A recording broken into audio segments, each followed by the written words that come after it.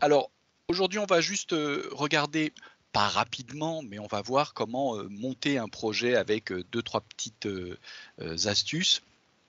Comment monter un projet dans SketchUp. Ce webinaire va se dérouler de la manière suivante. On va importer un fichier.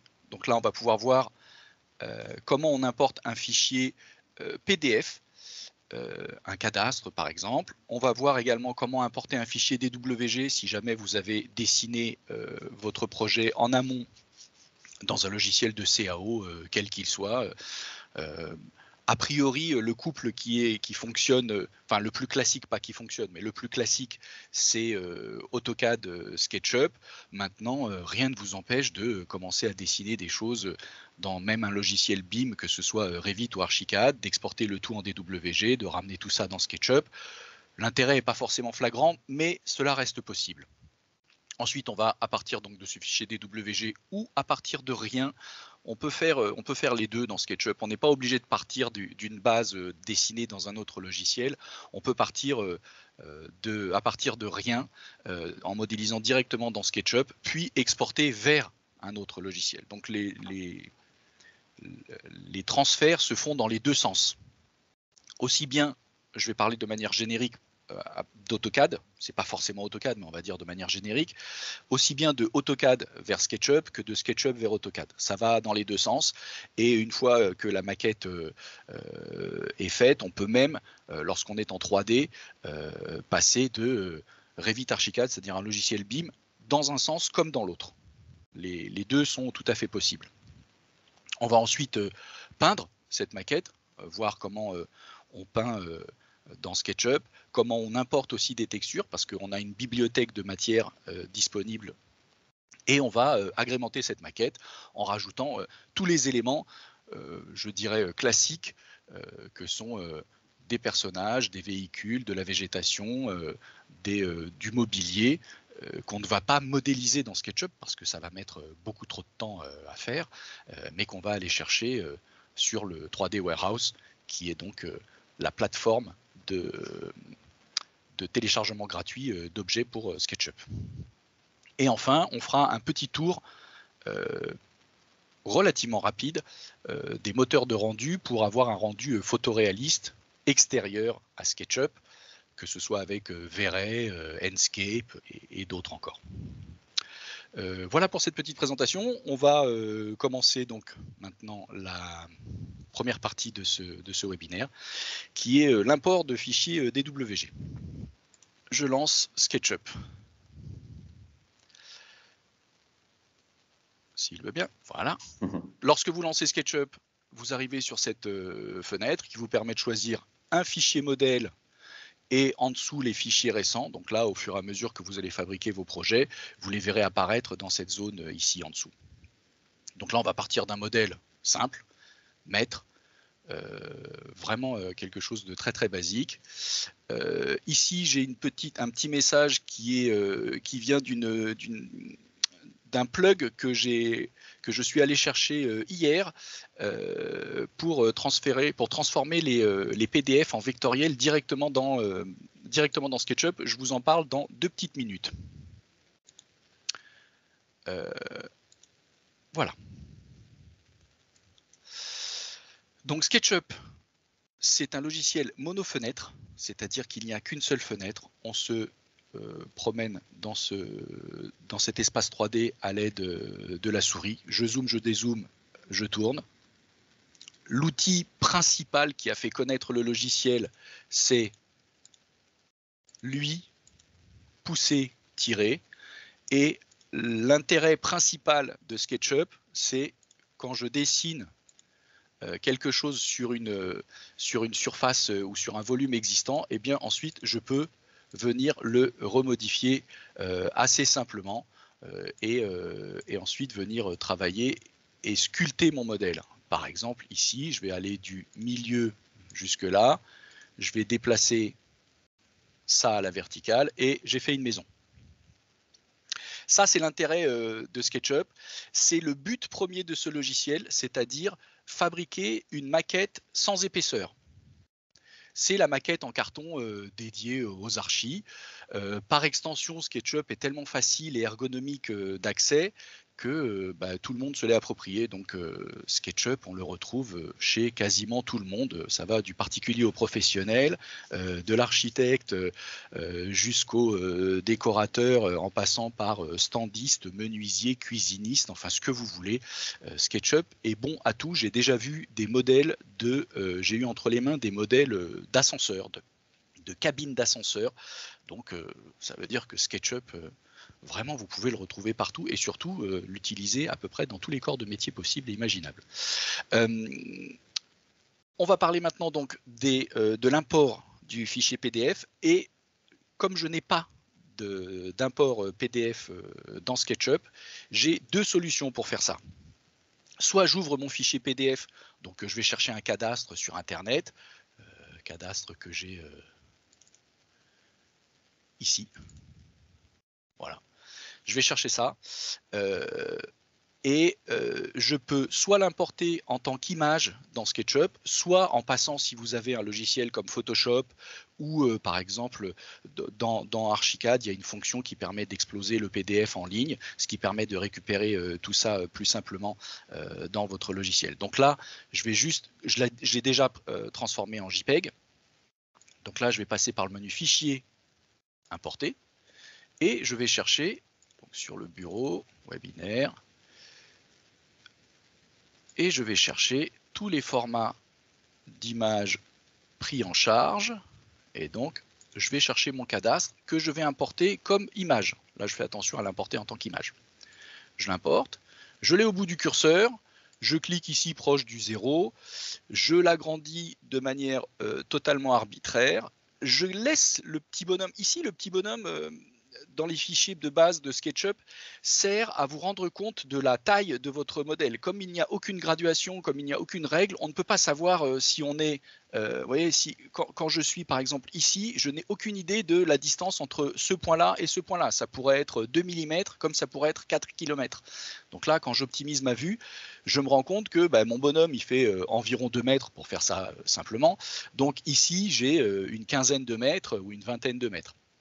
Je voudrais d'ailleurs redimensionner ce cadastre pour pouvoir retravailler dessus. À ce moment-là, je vais me placer en vue de dessus. Je vais zoomer là et ici, je m'aperçois que mon JPEG n'est pas assez défini. Pas de panique, quand on a transformé, enfin quand j'ai transformé, mais quand vous aussi vous allez avoir la possibilité de le faire, mon JPEG, quand j'ai transformé mon PDF en JPEG dans Photoshop pour ne pas le nommer, je lui ai demandé d'avoir une plus grande résolution d'image. À ce moment-là, j'ai accès ici dans le menu Fenêtre, Préférences, à la ligne OpenGL. J'ai une petite case qui me permet d'utiliser la taille maximale de la texture. À partir du moment où je coche cette case, alors il me dit attention, ça va utiliser des ressources de votre carte graphique, peu importe. Je valide, et lorsque je valide, je me retrouve avec une image beaucoup plus nette qui va me permettre de travailler beaucoup plus précisément. Pardon. Donc là, je vois que entre ce trait-là et ce trait-là, j'ai 50 mètres. Je vais dessiner juste une ligne de là, le plus précisément possible, de là jusque là. Échappe. Et maintenant, je vais utiliser l'outil mètre pour redimensionner ça. Je vais juste taper 50. Vous voyez qu'en bas à droite de l'écran, la seule case qui est utilisable dans SketchUp, j'ai pas besoin de cliquer dans une case, enfin tout est fait pour être facilement accessible dans ce logiciel. Donc là je tape juste 50, ça écrit directement 50 dans la longueur, je valide. Là SketchUp me demande si je veux redimensionner mon modèle, je lui dis oui. J'optimise et quand je vais mesurer cette ligne, je m'aperçois qu'elle fait 50 mètres. Et à partir de ce moment-là, je peux commencer à travailler sur ce fichier-là. Donc là, je vais pouvoir, par exemple, redessiner ici un des bâtiments. Donc là, je zoome, vous voyez, tac, et puis vous décalquez tranquillement. Alors c'est précis à la précision. enfin à la définition, pardonnez-moi, à la définition du fichier qu'on a comment dire, qu'on a importé dans SketchUp. Et ensuite, vous pouvez commencer, bien évidemment, à modéliser tranquillement pour pouvoir, quand c'est pas parallèle, forcément, voilà. Donc là, il faudra faire attention à bien se mettre à la perpendiculaire pour pouvoir bien tirer les éléments ou alors redessiner.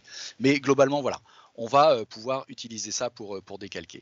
On a accès également au PDF via un petit plug que j'ai téléchargé, donc je vous le disais hier, import PDF, et à ce moment-là, sur le bureau, je vais aller chercher le cadastre en PDF, et lui, il va me permettre de...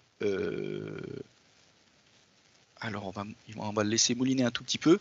Lui, il va me permettre, ce plug-là va me permettre, j'ai pas joué, j'ai pas travaillé sur l'échelle, rien du tout, c'était juste pour vous montrer que ici, ce que je récupère est plus pratique à utiliser parce que quand je vais ouvrir ce groupe, je vais avoir accès directement aux lignes du fichier PDF, et à ce moment-là, je vais pouvoir, je vais avoir plus de précision, et je vais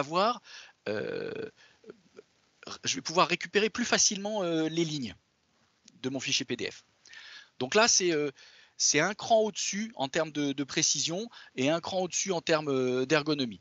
Bien souvent, le fichier JPEG suffit, mais là, le PDF éclaté permet de récupérer des lignes lorsque vous avez besoin d'avoir des choses un petit peu plus précises. En termes de précision, on va passer, donc là maintenant je vais passer sur un autre fichier. Ça c'était pour vous montrer l'import PDF pour pouvoir commencer à travailler. Une fois que vous avez importé votre fichier PDF, et bien ici vous avez, là je vais ouvrir ce fichier là, lui je ne vais pas l'enregistrer parce que c'est pas nécessaire. Je vais partir là-dessus, et ici je vais pouvoir importer cette fois-ci un fichier DWG. Avec, alors non, c'était pas là, c'était ici, mais un fichier DWG au format DWG, voilà. Ça aussi, je l'ai préparé.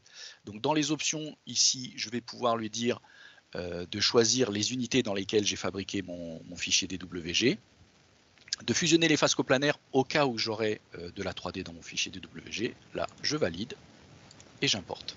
Donc là, je vais pouvoir commencer à redessiner par-dessus mon modèle directement à partir du fichier DWG. Et là, ça va être beaucoup plus précis et beaucoup plus simple. Donc, je vais commencer tranquillement avec mon outil rectangle. Je vais partir de ce point-là. Et vous voyez, on va décalquer tranquillement. Alors ici, cette base, je la connais, elle fait 60 cm. Donc là, je vais monter ça de 60 cm. Non, je vais le descendre pour pouvoir voir. Donc ici, 0,6, entrée. Et je vais pouvoir, du coup, dessiner cette partie-là. Alors là, j'ai un petit débord de 1 cm, donc je fais un petit peu attention. Et ça, je vais le monter à 3 mètres. Alors, une des particularités de SketchUp, c'est d'avoir, parce que j'ai ça, je vous remontre un très court instant. Parce que j'ai ça comme capacité dans SketchUp, c'est-à-dire lorsque je dessine ce rectangle sur cette face-là, le rectangle que j'ai découpé découpe la face, que j'ai dessiné, pardonnez-moi, découpe la face automatiquement. Ça, c'est une fonctionnalité, enfin, c'est une manière de faire dans SketchUp qui est propre à SketchUp, qui n'existe pas forcément dans d'autres logiciels où on doit découper avec des outils de découpe, etc. Là, SketchUp détecte automatiquement la géométrie, découpe automatiquement la géométrie, mais la contrepartie de ça, c'est que la géométrie se colle entre guillemets, c'est-à-dire que si je fais ça et ça, lorsque je vais déplacer ça, vous voyez, ce rectangle-là, et bien ici, la géométrie va se coller. Pour ne pas avoir ça, je vais être obligé, alors on peut considérer que c'est un désavantage, mais en réalité c'est un gros avantage, puisque une fois que j'ai fini de modéliser une première partie de mon élément, je triple-clique dessus, clic droit, je crée un groupe. Ce groupe place la géométrie dans une entité virtuelle, donc un groupe, et ça me permet de ne pas avoir la géométrie suivante que je vais modéliser qui va se coller à celle-ci. Et je vais pouvoir ainsi déplacer certains éléments et les rendre indépendants les uns des autres. Donc là, je continue. J'ai fini mon sol et mon petit mur. Je vais fabriquer ce mur-là ici. Lui, pareil, je le connais, c'est celui-ci, le grand, là, il fait 3,80 m. Donc ici, je monte jusque là. Là, je sais que je suis à 3 mètres. SketchUp me le dit en bas à droite. Et si je veux le remonter de 80 cm de plus, je tape 0,80 et il me le monte de 80 cm de plus. Ça, c'était juste pour vous montrer qu'on peut faire les choses en plusieurs étapes. Bien évidemment, on aurait pu monter ce mur à 3,80 m d'un seul coup.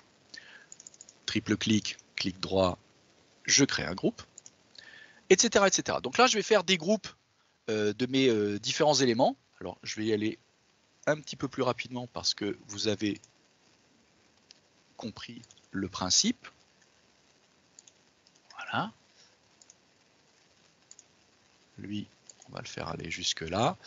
Et il doit aller, lui, il déborde pas, si je crois qu'il déborde lui aussi. Donc là, il suffit de toucher là. Tac, voilà. Pareil. Triple clic, clic droit, créer un groupe. Lorsque les éléments ici s'interpénètrent, je peux, par exemple, dire sur la dalle, L, clic droit, modifier le groupe. Je vais enlever une toute petite partie comme ça, vous allez voir, c'est assez simple. J'enlève jusque là, et quand je clique ici, je repousse jusque là, fermer le groupe. Et lui, maintenant, il est, vous allez voir quand je le déplace, vous voyez, j'ai transformé la géométrie ici. Je vais aller ainsi de proche en proche modéliser tout mon modèle. Donc là, je vais continuer. Pardon, il m'a fait un petit enregistrement automatique. Je vais continuer sur la partie ici terrasse et parking. Alors là, je pars de là, je vais jusqu'ici. Ensuite, de là, je fais attention à bien attraper. Voilà, de là jusque là et de là jusque là. J'efface ce qui ne m'intéresse pas. Je récupère ma terrasse et elle, pareil, elle va être un petit peu en hauteur. Donc je vais redescendre cet élément, voilà, jusqu'ici à 60 cm. Ici, je vais faire mes petits escaliers. Donc je pars d'un élément comme ça. Je vais repousser ça jusqu'ici, ça jusque là. Il y a plusieurs manières de faire les escaliers. Je vais vous montrer deux manières possibles. Lui, ce trait-là, on va le copier de ce point-là à ce point-là, 3 divisions. Voilà. Ça fait 1, 2, 3, 4 divisions, pardon. Et ensuite, on va faire une marche jusqu'ici, une autre jusque là, et une dernière jusqu'ici. Et j'ai fabriqué mon escalier. J'aurais pu le faire aussi comme ça. Avec une ligne guide, on monte de 15 cm, on tire une ligne guide de là, on en tire une autre d'ici, on dessine une marche, on sélectionne la face, on la multiplie de ce point-là à ce point-là 2 fois, voilà, ça suffit. On efface ce qui ne nous intéresse pas, et ensuite, on tire les escaliers jusqu'au bout. Donc, deux manières différentes de faire, aussi simples l'une que l'autre. Là, comme j'ai un petit bac, eh bien, je vais finir de dessiner ça, tac, ici. Faut le relever. Alors, quand je ne sais pas de combien il est relevé, je vais faire un petit tour sur une de mes élévations. Le petit bac, là, je regarde. De là jusque là, j'ai 10 cm, très bien. Donc 10 cm ici, et je crois que j'ai mis, voilà, 10 cm là. Donc là, 0,1. Ensuite, je prends l'outil de décalage, je clique sur le bord 0,1 entrée, et je redescends à ce niveau-là, et là je me suis fabriqué mon petit bac. Je termine sur ma rampe de parking. Donc là pareil. Alors je vais faire attention parce que là voilà, j'ai un petit décalage. La rampe de parking, je vais la dessiner de là jusque là. Donc vous remarquez que je pars souvent avec une dimension quelconque, et comme j'ai un fichier de base, et bien ensuite je viens m'accrocher avec l'outil pousser-tirer, je viens m'accrocher, vous voyez, jusqu'au bout, on va se mettre comme ça, jusqu'aux limites de mon dessin. Ce qui est plus simple que d'avoir à le dessiner tout de suite précisément, parce qu'on ne sait pas toujours où est-ce que c'est. Là, c'est beaucoup plus facile. Et ensuite, comme pour l'escalier, le dernier escalier là, je tire une diagonale et voilà, j'ai fait une petite rampe de parking. Une fois que ça c'est fait, j'ai fini de modéliser donc ma partie terrasse. Donc j'ai toute cette partie-là, escalier devant, escalier derrière, le petit bac et la rampe. Triple clic, clic droit, créer un groupe. Donc là, j'ai un groupe terrasse, un groupe qu'on va appeler dalle de base, et ensuite deux groupes murs qui sont mes deux pans latéraux. Ici, je vais terminer par mon petit garage qui va de là à là. Allez, pourquoi pas, tant pis. On va le faire aller jusque là, on va faire 3 mètres aussi, et puis là on va pouvoir l'habiller un petit peu, donc pareil comme pour les escaliers tout à l'heure, avec l'outil de déplacement, je vais déplacer cette ligne de là à là, 3 divisions, et avec l'outil de décalage, alors là je mets par exemple un décalage quelconque, il y a une valeur en bas de 5 cm, mais je vais en mettre une quelconque à l'œil, parce que je trouve que en proportion, on va dire que ça fait joli. Donc si vous définissez que ça c'est joli en proportion, mais que vous ne savez pas quelle est la valeur exacte de ce décalage, peu importe, vous pouvez soit utiliser la fonction double clic qui reprend la valeur précédente, soit utiliser la fonction d'accroche, c'est-à-dire, vous voyez, c'est à partir de cette ligne là où on voit le point là qui s'affiche. Quand je clique ici, je déplace, eh bien, je ne vais pas cliquer quelque part ici, je vais d'abord toucher ce point, et là je vais cliquer, et là je vais avoir les mêmes valeurs partout. De la même manière, avec l'outil pousser-tirer, je vais le décaler d'une certaine valeur pour le mettre un peu en relief, double clic, ou alors clic, touche, clic. Et on va faire la même chose autour ici. Alors je ne vais pas le faire là, je vais le faire juste derrière. Tac. Ah. Contrôle, tac. 3 divisions, hop. Ma valeur de tout à l'heure est restée. Double clic, double clic, double clic. Ma valeur de pousser-tirer est restée également. Double clic, double clic, double clic. Donc là, pas besoin de réfléchir beaucoup plus. Quand je veux reprendre les mêmes valeurs, ici pareil, M contrôle, tac, là on va dire 4 divisions, parce que j'en veux un petit peu plus. Pareil, quel que soit le nombre, double clic, double clic, double clic, double clic, pousser, tirer, double clic, vous avez compris le principe. Donc voilà, je vais pouvoir modéliser ça, je vais le finir parce que ça va vite. Tac, tac, 4 divisions, double clic, et voilà. Voilà. Triple clic pour sélectionner toute ma géométrie. J'aurais pu faire un rectangle de sélection, mais si je fais un rectangle de sélection pointillé, ça m'attrape des choses qui ne m'intéressent pas forcément. L'autre rectangle de sélection qui est en trait plein n'attrape que ce qui est entièrement inclus dans ce rectangle.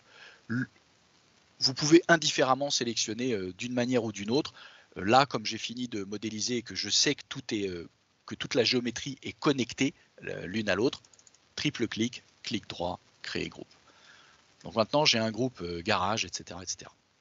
Donc là, je vais fabriquer maintenant des ouvertures. Donc ici, si je veux une valeur, je clique 0,05. 0,05. Voilà, là j'ai 5 cm d'épaisseur de cadre. Je repousse sur la face du fond, pas plus loin. Sur la face du fond, quand je clique, ça crée un trou. Vous voyez ? Triple clic, clic droit, je crée un groupe. Et ensuite, ici, je vais recouper, je vais diviser cet élément en multiples portes-fenêtres. Alors, pour faire ça, je peux le faire comme ça aussi. Je dessine une ligne d'abord. Je fais un clic droit dessus et là, je lui demande de la diviser. Et ici, quand je bouge mon curseur de la droite vers la gauche ou de la gauche vers la droite, ça revient strictement au même. Je vois le nombre de divisions. Donc là, il me dit qu'il va me faire 3 segments de 1,90 m, 4 segments de 1,43 m et 5 segments de 1,14 m. 5 segments de 1,14 m, ça me va bien. Je vais fabriquer ensuite, je vais poser une ligne guide. Donc là, je touche, je me déplace. Tac, s'il veut bien. Voilà, à 1,14 m. Et ça va être ma base de travail. Donc maintenant que j'ai fait ça, je supprime cette ligne et je vais pouvoir fabriquer mon module de baie vitrée. Donc là, j'ai redessiné une face par-dessus la face existante de mon cadre. Donc là, je remonte, je touche ici. Ici, en profondeur, je ne sais plus combien j'ai, mais peu importe. Là, je vais pouvoir décaler de 1-2 cm. Alors, comment je sais que ça fait 1-2 cm, enfin, comment je sais que l'incrément est de centimètre en centimètre? C'est que dans mes réglages, là, je vais faire un court instant, dans les informations de mon modèle, dans la partie unité ici, un petit enregistrement automatique. Allez, voilà. Dans donc mes unités de ce fichier-là, je suis en format donc décimal, longueur mètre avec une précision de 2 chiffres après la virgule, donc une précision de l'ordre du centimètre, et par défaut est activé l'ancrage de longueur. Et SketchUp me dit, quand tu dessines sans rentrer de valeur, eh bien les lignes ou les fonctions poussées-tirées que tu vas dessiner vont automatiquement être accrochées à 1 cm. Ce qui me permet, ici, quand je repousse entièrement jusqu'au fond, je sais que ça fait 10 cm. Donc là, je vais faire 1-2 cm de ce côté-là et 1-2 cm de ce côté-là pour avoir voilà, le même décalage des deux côtés et surtout une baie vitrée centrée. J'avais 5 cm d'épaisseur là, double-clic, il m'a repris 5 cm. Je repousse de la même manière. Triple clic, clic droit, créer groupe. Donc vous remarquez que depuis tout à l'heure, je crée des groupes. Et là, je vais juste lui mettre une vitre. Donc on va faire un rectangle qui va du milieu ici, jusqu'au milieu ici. Cette vitre, double-clic, clic droit, j'en fais un groupe. Et maintenant, je vais sélectionner ce groupe plus celui-ci, c'est-à-dire je n'ai pas été trop loin exprès, je ne fais pas d'ouvrant, dormant, etc. Je fais juste le cadre et le vitrage. Donc le groupe cadre et le groupe vitrage, clic droit, je vais en faire un composant. Donc lui, je vais l'appeler fenêtre. Et je vais le créer. Ah, il y en a un autre. Alors on va l'appeler window. Voilà. Une fois que ça c'est fait, je vais le multiplier. Alors pourquoi j'ai créé un composant? Pour avoir la possibilité de faire des modifications à la chaîne par la suite. Je sais que je vais placer des composants de type window un peu partout dans mon projet et je sais que tous ces composants seront identiques. Donc lorsque je vais en placer un ou plusieurs ici et que je vais leur demander de rajouter, je ne sais pas, une fenêtre, n'importe quoi, une poignée, des petits bois ou n'importe quel élément de géométrie supplémentaire, eh bien en le faisant sur un, ça le fera sur tous. Donc là, encore une fois, je multiplie 4 fois. 4 fois, c'est bien. Et je vais, par exemple, enlever celui-là et celui-là qui ne m'intéressent pas et rajouter juste ici, voilà, un plein. Tac. Tchac. Pardon. Jusque là. Et comme d'habitude, triple clic, clic droit, créer groupe. Je fais des groupes tout le temps, partout. Comme ça, mon modèle est propre et il ne se colle pas sur les différents éléments. Donc ici, ce sera le même principe. Je dessine mon cadre. Jusque là. La valeur est restée 5 cm, double clic. Je repousse, je fais un trou. Et maintenant, je vais aller chercher un de mes windows, donc une de mes fenêtres. Dans la palette des composants ici, composants dans le modèle, alors j'en ai quelques-uns de préfabriqués, mais ils sont classés par ordre alphabétique normalement. Donc j'ai un window, et lui, je vais pouvoir le placer ici, et l'orienter maintenant correctement. Donc là, quand je suis en mode déplacement sur un groupe ou un composant, vous voyez qu'il y a des petites croix rouges qui apparaissent, qui me permettent de faire pivoter mon élément. Et là, pour être sûr d'attraper et de poser l'élément au bon endroit, je vais attraper le milieu ici. Et dans cette palette là, alors je vais repousser 2 secondes les petites palettes qu'on a ici. Voilà. Ça c'est pour les vues et celles-ci sont pour les styles. Donc dans cette palette ici, je vais momentanément rendre mon modèle transparent, ce qui va me permettre ici d'attraper le milieu de l'épaisseur et comme ça de me repositionner correctement. Je sors de ce mode transparent et encore une fois, on repart dans la multiplication, c'est-à-dire de ce point-là à ce point-là. Alors j'espère que je ne me suis pas trop trompé. 10 fois, 15 fois entrée, enregistrement automatique entre temps. 15 fois, je suis pas mal? Ouais, c'est ça. Parce que si je mets 18 fois, il déborde, je reviens sur 15 fois entrée. Ça, c'est une fonctionnalité de SketchUp extrêmement pratique également, c'est que tant que je ne suis pas sorti de l'outil, je peux changer les valeurs. Alors, que ce soit des valeurs de multiplication ou que ce soit des valeurs, je fais une micro-parenthèse là, ou que ce soit des valeurs de dimension de rectangle, par exemple. Ici, ce rectangle fait, vous le voyez en bas à droite, il fait 3,87 m par 2,19 m. Je le clique, donc des valeurs totalement arbitraires.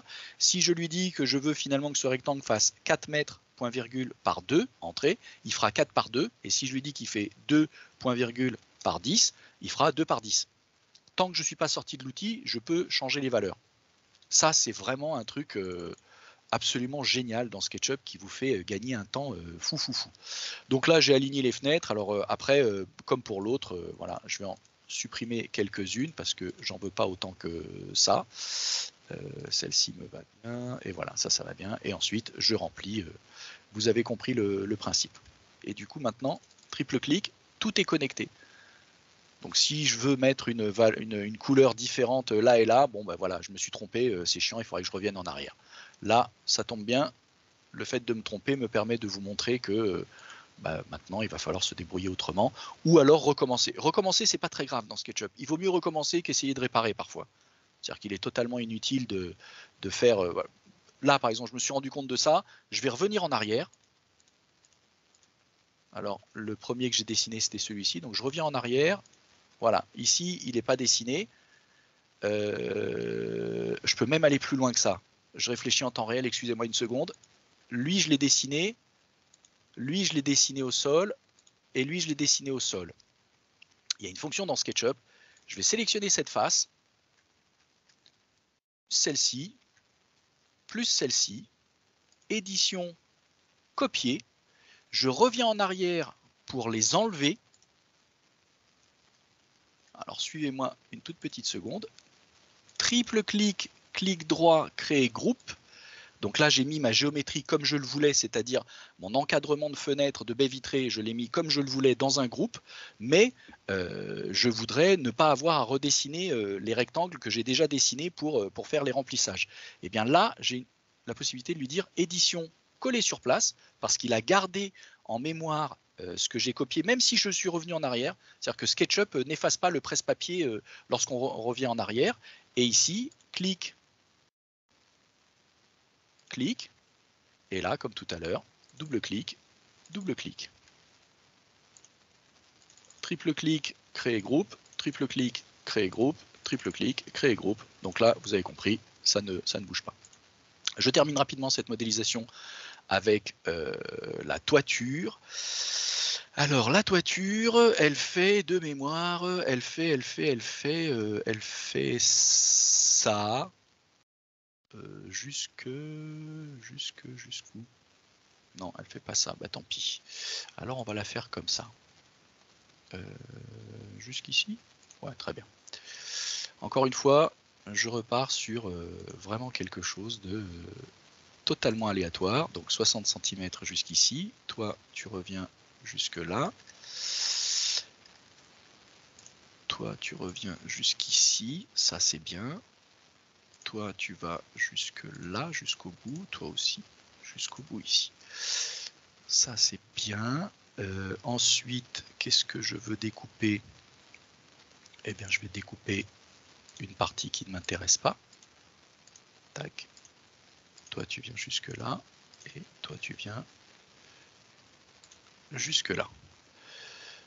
Ensuite, on va mettre 1,50 m de débord.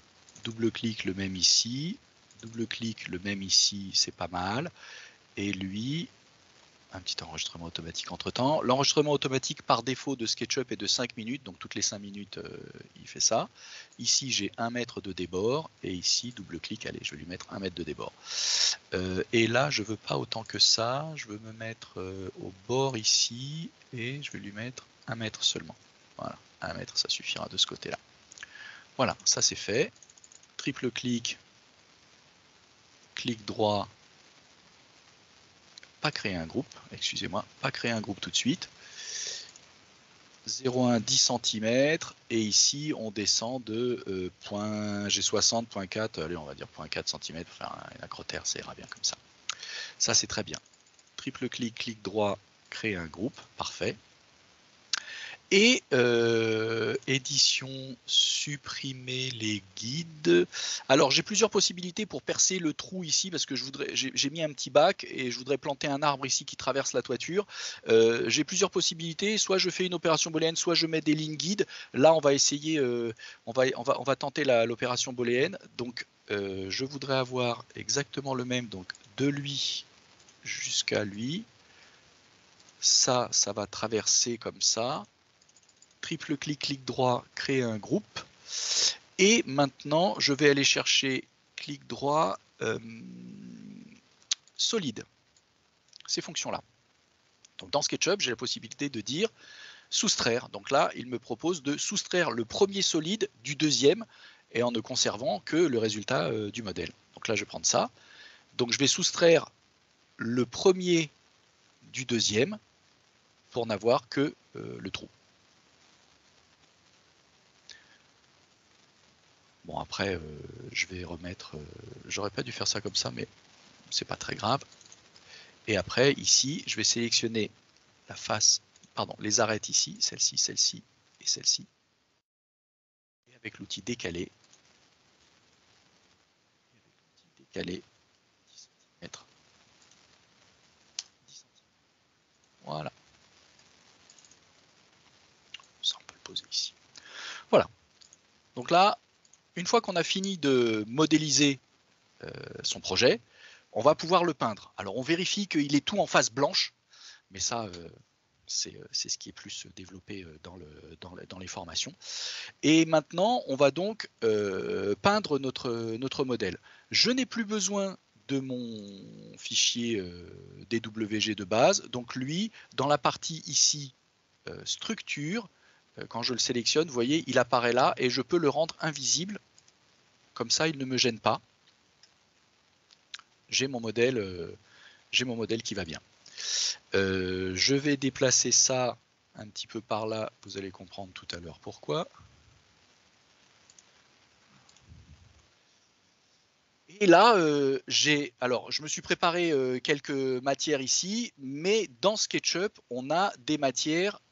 Donc là, maintenant, on va peindre. On en est à la phase, on a fini de modéliser, on en est à l'étape, ici 4. On va peindre la maquette. Si je décide de mettre, par exemple, sur ma toiture terrasse de la végétation pour mettre un peu de toundra. Donc je vais prendre le pot de peinture, je vais aller chercher dans donc cette palette qui s'appelle matière. Ici dans le menu déroulant, je vais aller chercher une des matières qui existe et qui est livrée par défaut avec SketchUp. Donc là, agrémenté. Je vais prendre gazon vert foncé, pourquoi pas. Et je me dis, bah tiens, je vais peindre le dessus. Donc là, je clique sur le dessus et, manque de chance, tout est peint. Donc là, je dois faire attention à ne pas peindre n'importe comment, c'est-à-dire que quand je veux peindre face par face, je dois rentrer dans le groupe, peindre face par face. Parfois, ça va être plus simple de peindre d'un seul coup. Par exemple, si je prends un béton ici, on va dire celui-ci, le ciment poli neuf, ce mur en béton, je n'ai pas envie de le peindre face par face, ce qui serait totalement pas ridicule, mais ça me ferait perdre beaucoup de temps. Là, lui, je peux le peindre d'un seul coup. Vous voyez, je le clique, je le peins d'un seul coup. Lui aussi. Lui aussi. J'ai un béton ciré à l'intérieur. Je peux redéfinir à l'intérieur, ça on va le voir dans 2 petites secondes. Par contre, lui ici, je ne vais pas le laisser en gazon comme ça.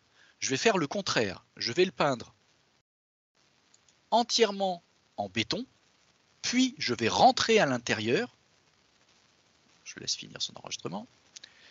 Puis je vais rentrer à l'intérieur, clic droit, modifier le groupe, et là seulement, je vais aller chercher mon gazon vert foncé, peu importe, et je vais peindre uniquement cette face. Du coup, j'ai tout mon modèle, enfin toute ma toiture qui est en béton, et uniquement cette face qui est en gazon. Pour mes fenêtres, pareil, je peux leur dire, je veux un motif métal, ou une couleur uniquement. Là, cette fois-ci, je vais mettre donc dans couleur non, je vais lui mettre un gris un peu foncé, mais pas trop, voilà, un gris comme ça. Je peux peindre donc soit à l'intérieur, soit à l'extérieur de mon composant. Donc on pourrait imaginer peindre par exemple un composant en gris, un autre, alors j'exagère là, en jaune, et puis un autre en orange. Et quand je rentre à l'intérieur du composant, clic droit, modifier le composant, par contre, je veux que tous les composants aient du vert dans le vitrage. Donc là, je vais mettre, sur lui, du vert ici. Et du coup, j'ai du vitrage dans tous mes composants qui se sont mis partout, même ceux-là, que je n'ai pas encore peint à l'extérieur, et une couleur spécifique à l'intérieur. Si je veux une couleur identique à tout le monde, enfin pour tout le monde d'un seul coup, je dois rentrer dans mon modèle. Donc là, je vais fermer ça, je vais vous le montrer sur un autre. Donc là, mes modèles ici, je vais les repeindre. Donc je vais prendre la couleur par défaut. Je vais les repeindre en couleur par défaut. Vous voyez, ça enlève le gris, le jaune et le rouge. Et cette fois-ci, je retourne dans couleur non. Je vais chercher le gris de tout à l'heure que je voulais, c'est-à-dire lui, peu importe. Alors je prends celui-ci, mais ça peut être n'importe lequel. Hein. C'est-à-dire que j'en prends un ici au hasard. Voilà. Clic droit, modifier le composant. Et comme j'ai tout à l'heure peint le groupe vitrage, eh bien je vais peindre le groupe châssis. Et ça va me peindre partout.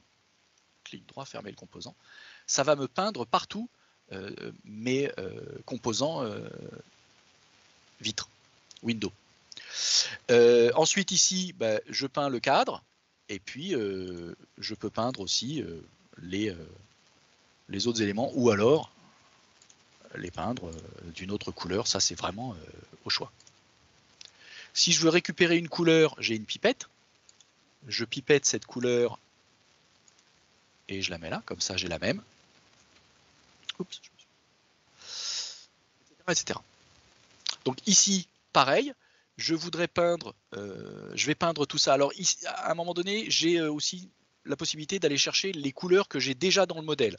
Donc là, soit je fais pipette sur lui et je peins celui-là, soit je clique sur la petite maison et j'essaye de retrouver, alors j'ai déjà des choses dans ce modèle, donc là on a une liste de matériaux très longue, mais je retrouve, vous voyez ici, mon ciment poli neuf, donc je le reprends lui ici, et comme je l'ai fait tout à l'heure pour la toiture, je vais peindre tout ça en ciment, et je vais à certains endroits lui dire...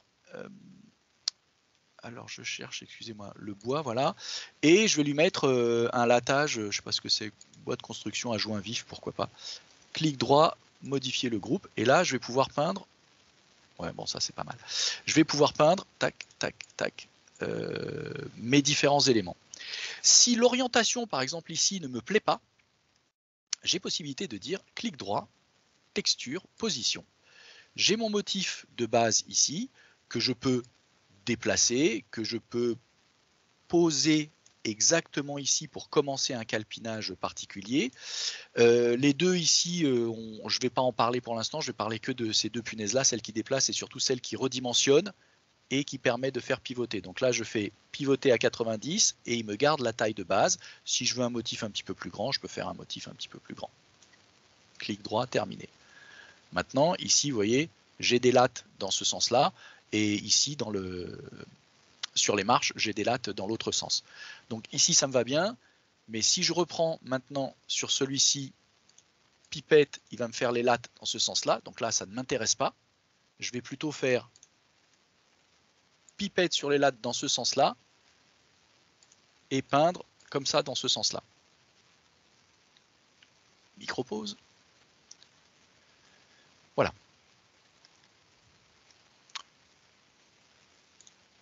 Tant que je suis à l'intérieur, pipette sur le gazon, je peins mon gazon ici. Si le motif, oups, pardonnez-moi, si le motif ne me convient pas, clic droit, texture, position, et là, comme c'est du... Oula, où est-ce que je suis parti? Ah, je suis parti trop loin. Pardon. Comme le motif ne me convient pas, eh bien, je vais le faire plus grand et je vais l'orienter un petit peu, clic droit terminé, pour avoir quelque chose d'un peu moins répétitif. Sur la toiture, j'ai un effet répétitif. Parfait. Une fois que vous avez fini de peindre, alors soit avec les matériaux de SketchUp, soit en allant chercher par exemple ici, alors il n'y a pas de pub, il n'y a pas de, il n'y a aucune, c'est pas du tout un placement commercial là. Arrowway, c'est une société qui vend des textures. Ils ne vendent pas de bois ou de matériaux. C'est une société qui vend des textures pour les moteurs de rendu que sont V-Ray, Lumion, Enscape, etc. Donc ici, vous pouvez aller chercher, vous voyez, dans le Texture Browser, si les lattes ne vous conviennent pas, vous pouvez aller chercher des lattes sur Internet. Par exemple, celle-ci, je le fais vite, hein, je vais vite. Clic droit, enregistrer l'image. Donc je vais la poser sur le bureau, enregistrer. Et cette image maintenant, plutôt que ça, eh bien, clic droit, modifier le groupe. Et là, je vais lui dire fichier importer. Et je vais aller chercher sur le bureau tous les fichiers images pris en charge. Alors je ne la veux pas comme une image, je la veux comme une texture. Et là, je vais chercher mon board que je place ici. Alors encore une fois, de manière on va dire comme ça, aléatoire, et il se multiplie automatiquement. Comme tout à l'heure, clic droit, texture, position, on reprend les mêmes et on recommence.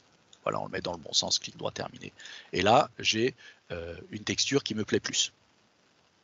Voilà, j'ai fini sur les textures. Je vais aller agrémenter rapidement mon modèle. Ce bouton-là me permet d'ouvrir le 3D Warehouse, qui est donc la bibliothèque d'objets de SketchUp, qui me permet de récupérer soit des scènes entières toutes faites, c'est-à-dire que ma scène ici, je pourrais la publier et la mettre là pour la rendre disponible gratuitement pour les autres utilisateurs, enfin aux autres utilisateurs SketchUp. Ici, il y a possibilité d'aller télécharger des objets qui viennent de marques spécifiques. Et dans la zone de recherche, bien évidemment, on va mettre un 3D Tree. Il vaut mieux parler en anglais, enfin il vaut mieux mettre les éléments en anglais, vous avez plus de chances de tomber sur quelque chose d'intéressant. Et donc là, je vais prendre, je sais pas quoi, j'en prends un au hasard, peu importe, je vais le prendre, voilà, je vais le prendre lui. Il fait 500 polygones, il est pas très beau, vous voyez. J'en ai téléchargé quelques-uns en amont. Ceux-là sont vraiment pas très beaux. Alors après, il faut leur demander plus de polygones ici. Vous voyez, si on met 36 000 polygones, on va avoir des modèles qui vont être plus définis et qui vont avoir un aspect plus qualitatif.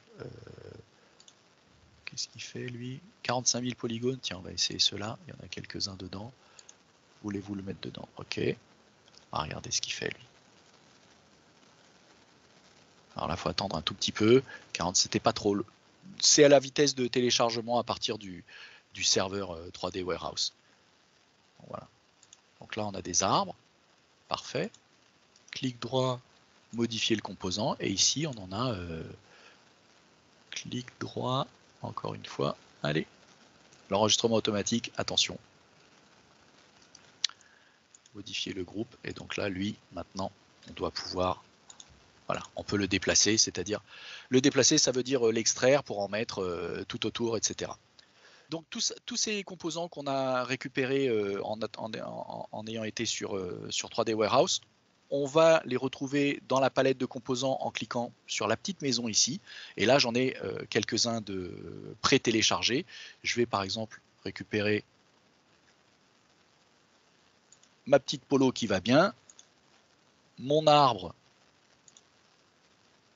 qui arrive à cette taille-là où je me dis tiens, c'est bizarre, c'est pas normal, ok, mais j'ai un outil de redimensionnement qui me permet ici de lui dire voilà, soit un tout petit peu plus grand que ça, peut-être pas aussi grand, voilà, ça c'est pas mal. Et ensuite, on va juste le déplacer un petit peu pour le remettre voilà, au centre de l'élément. Le bonhomme, pareil. Alors, les personnages, essayez de récupérer des personnages. Lui, il est très lourd, mais il est très défini. Je fais une micro-parenthèse encore une fois là-dessus. Je me mets en mode monochrome ici pour ne voir que la géométrie. Et dans la partie affichage géométrie cachée, c'est juste pour vous montrer le nombre de polygones qu'il y a sur ce personnage avec les plis de la chemise, etc. qui vous montre que lui, il est très défini. Alors j'enlève ça parce que c'est plus long et là c'est plus sympa. Et il va être beaucoup plus qualitatif que juste une petite silhouette. Vous pouvez bien évidemment récupérer des canapés. Tous ces éléments sont orientables, positionnables, etc. sans aucun problème. Le 3D Warehouse, c'est l'endroit où vous allez récupérer un maximum de choses. Alors, la dernière partie, c'est sur les moteurs de rendu.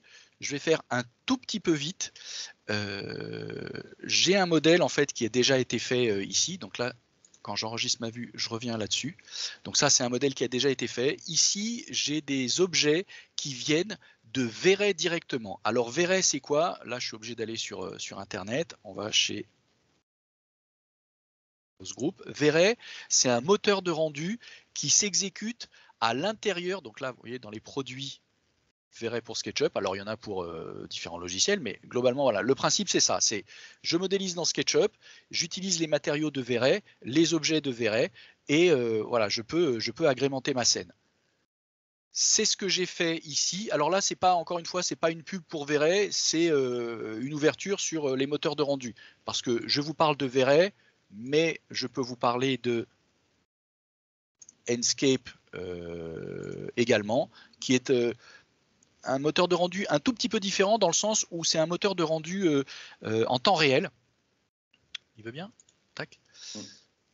Oh. Il est un petit peu fatigué. Leur site est un petit peu fatigué. C'est un moteur de rendu, celui-ci, c'est un moteur de rendu en temps réel, mais sur le principe, c'est strictement identique. Alors, pendant qu'il charge la page, peu importe, je reviens là-dessus. Sur le principe, on est sur quelque chose d'équivalent, c'est-à-dire que je vais avoir... je ne vais pas du tout faire une présentation Véret dans ce webinaire, c'est juste pour vous montrer. Je vais avoir ici, dans Véret, une bibliothèque de matériaux par exemple dans les concretes, je vais avoir des bétons ici qui vont être de meilleure qualité que ceux de SketchUp. Je vais avoir des fonctionnalités dans V-Ray qui vont permettre de faire du gazon, des choses comme ça. Et, je vais aussi avoir une bibliothèque qui est un peu l'équivalent de 3D Warehouse. Les bonhommes sont tous en 3D de très bonne qualité. La végétation, pareil, tous les arbres sont juste nickel. Quand on les importe dans SketchUp, par contre, tout ça, ça apparaît sous cette forme-là. Vous voyez, même ici, là, on reconnaît une Tesla. Elle s'affiche comme ça dans SketchUp, mais au moment où on fait un rendu, celui-ci est un rendu interactif. À partir du moment où on lance le rendu interactif, eh bien, ce moteur de rendu va aller chercher la géométrie complète de la voiture. Et là, vous voyez qu'elle est nickel, quoi. Et quand je reviens sur ma vue jardin, il va revenir ici. Et là, je vais avoir ce ciel qui va m'éclairer cette scène de cette manière-là. Ici, je vais avoir, par exemple, vous voyez, du gazon. Si je me mets un petit peu près, là, avec mes petites lattes, j'ai du gazon. Il faut le laisser calculer un tout petit peu parce que c'est de l'interactif ici. Donc, il débruite par passes successives. Et là, on a du gazon enchevêtré dans les lattes du parquet, enfin de la terrasse, etc. Je vais pas aller plus loin que ça là-dessus. Je reviens juste une seconde. Voilà, acceptez tout. Lui, il fait la même chose. Enscape fait exactement la même chose. Vous voyez ici, on a un rendu interactif en temps réel. On peut se promener en temps réel ici. Ce qu'on peut un peu moins faire dans V-Ray, la contrepartie, mais vous remarquez que les arbres sont des espèces de chamallows comme dans V-Ray, c'est-à-dire que ce sont des géométries très simplifiées. Au lieu de mettre 100 000 polygones qui vont considérablement alourdir la scène, eh bien je n'en mets que quelques-uns, on reconnaît la forme et c'est suffisant.